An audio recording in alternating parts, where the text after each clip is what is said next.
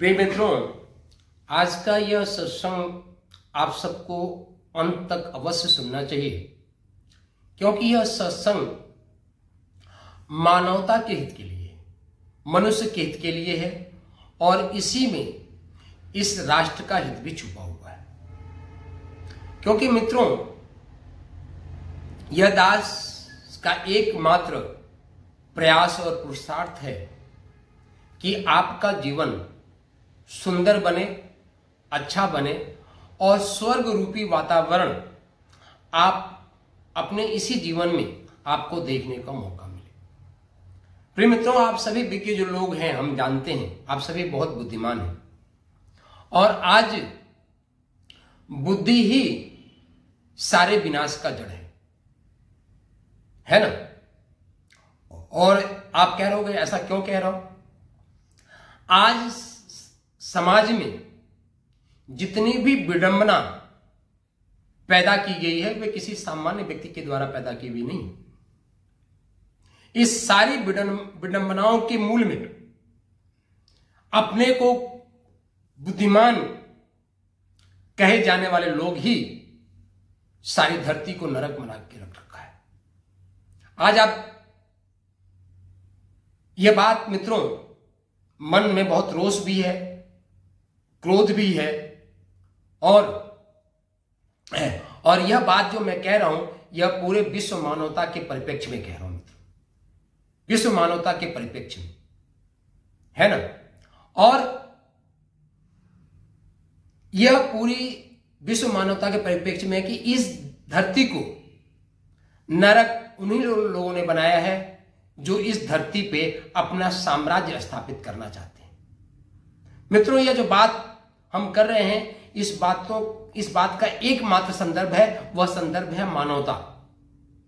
हम न किसी पंथ मजहब की बात कर रहे हैं, न किसी जाति पंथ की बात कर रहे हैं और न किसी तथाकथित धर्म की बात कर रहे हैं, जबकि मनुष्य का धर्म एकमात्र सेवा करना है, परहित धर्म। हम दूसरों की सेवा करें, यही मनुष्यता का धर्म है। आतंक का पर्याय बनना, हिंसा का पर्याय बनना, यह मानवता का लक्षण नहीं है मित्रों। और किसी भी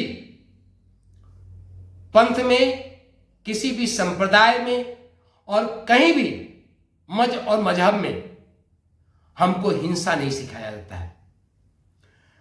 सिर्फ यह हिंसा कहां से आती है? जब हम पंथों को, मजहब को, धर्म को, संप्रदाय को अपने स्वार्थ पूर्ति का हथियार बना लेते हैं। अपनी स्वार्थ पूर्ति का हथियार जब मंत्र मजहब और पंथ को बना लेते हैं तो हम इस सृष्टि के में विनाश के अलावा, तांडव नर्तन के अलावा और कुछ भी नहीं देखते। आज हम किसी देश का नाम यहां पे नहीं ले रहे हैं। आज पूरे विश्व में जो आतंक का पर्याय मचा हुआ है, मानवता त्राही त्राही कर रही है। आप सोचो मित्रों कि कुछ मुट्ठी भर लोगों के इस महत्वाकांक्षा ने, कुछ मुट्ठी भर के लोग हैं, उनकी महत्वाकांक्षा ने इस धरती को नरक बना के रख रखा है। कुछ मुट्ठी भर के लोग ना, कुछ मुट्ठी भर लोग किसी देश पे शासन करना चाहते हैं और उस शासन करने की वृत्ति उनको उस तरीके से अंधा बना देती है कि सच क्या है, गलत क्या है, उसका वह निर्णय नहीं कर पाते।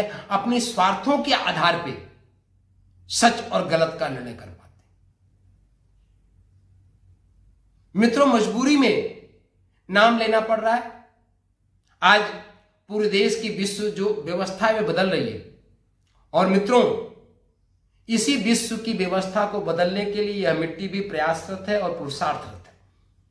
अखंड, प्रचंड, प्रबल पुरुषार्थ इस धरती के कायाकल्प करने के लिए यह मिट्टी हर पल, हर क्षण, हर सांसे चिंतन, मंथन और प्रयास करता रहता है कि इस पूरी धरती पे मानवता का जागरण कैसे हो, मानवता हंसता खेलता मुस्कुराता हुआ कैसा हो, एक पक्षी की तरह, एक आनंद की तरह।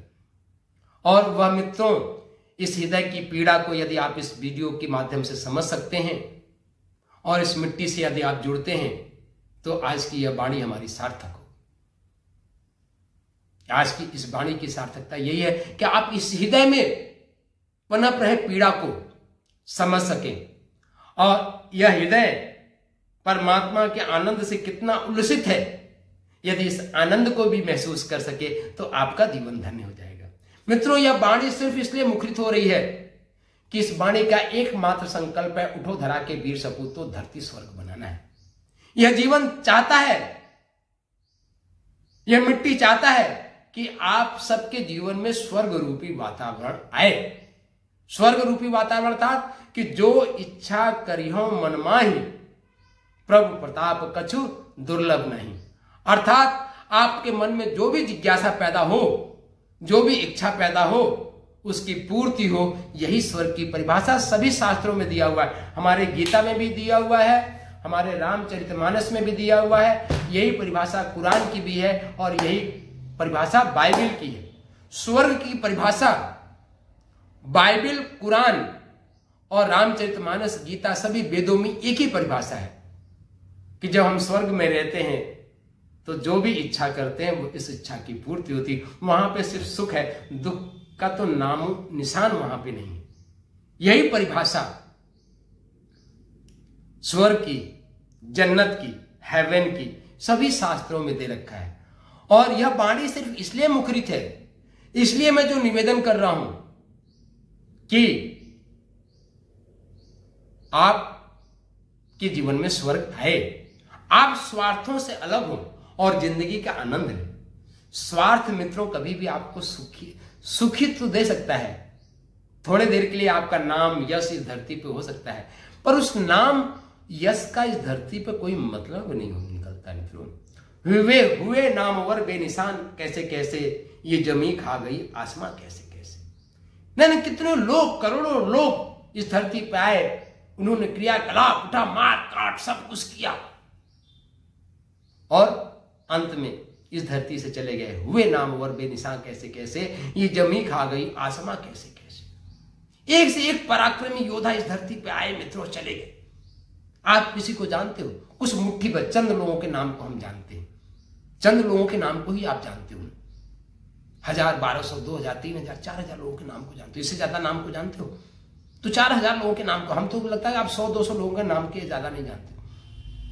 तो जब हम इतने लोगों को नहीं जानते तो इस व्यर्थ महत्वाकांक्षा में अपने जीवन को खपाने की क्या आवश्यकता है? आज भी हम बताएं ना कि यहाँ पे आज हम इस वीडियो की मर्यादा का पालन करते हैं, हम किसी व्यक्ति का नाम नहीं लेना चाहते। आज अपने स्वार्थों में क्या बकवास करते रहते हो, आपको कुछ भी पता नहीं है। और आज यह मिसाइल उनके ऊपर, वह मिसाइल उनके ऊपर, आप क्या सिद्ध करना चाहते हो? आप मित्रों सिर्फ अपने स्वार्थों के वशीभूत होकर राक्षसी वृत्ति के नाते इस मानवता का नुकसान कर रहे हो।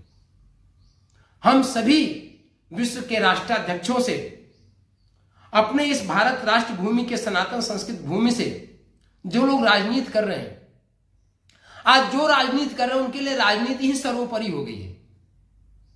प्रतिदिन मैं भी मीडिया से जुड़ा रहता हूं, उनके भाषणों को सुनता हूं। उनका भाषण सिर्फ एकमात्र उद्देश्य होता है कि किस प्रकार केन प्रकारेण कैसे हमको कुर्सी मिल जाए, कैसे इस प्यारी भोली भाली जनता को हम बेवकूफ बना सके, बस, है ना।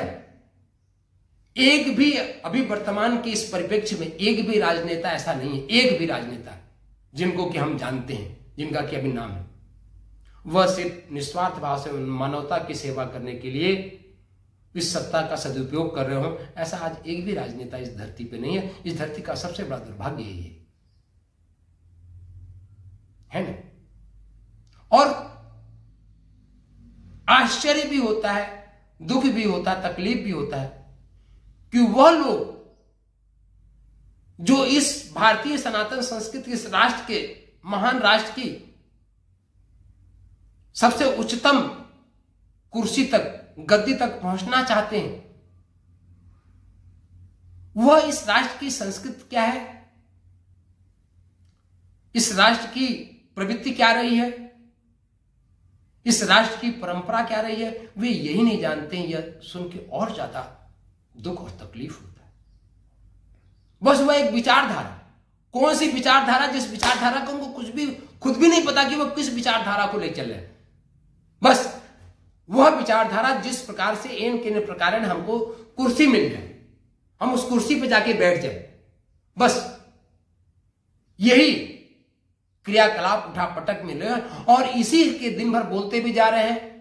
और आज हमें तरस भी आता है, यह मीडिया भी उन्हीं लोगों को ही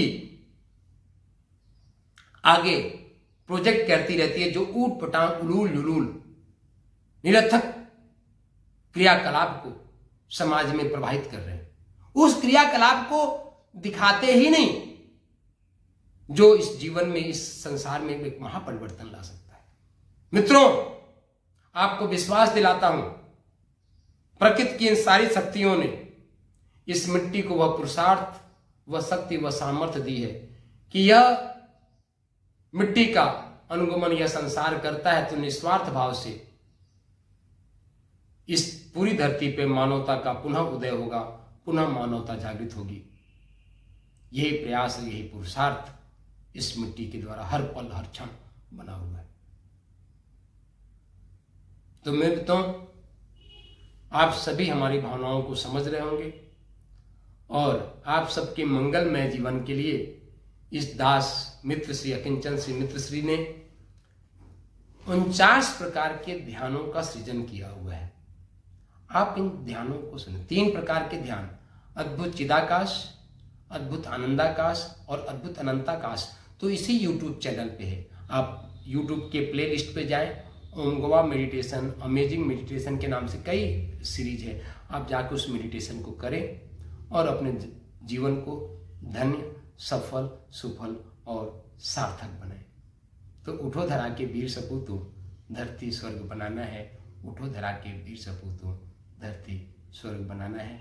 इसी शुभ कामनाओं के साथ, मंगल कामनाओं के साथ, शक्ति शंभु जय सिया राम, शक्ति शंभु जय सिया राम, शक्ति शंभु जय।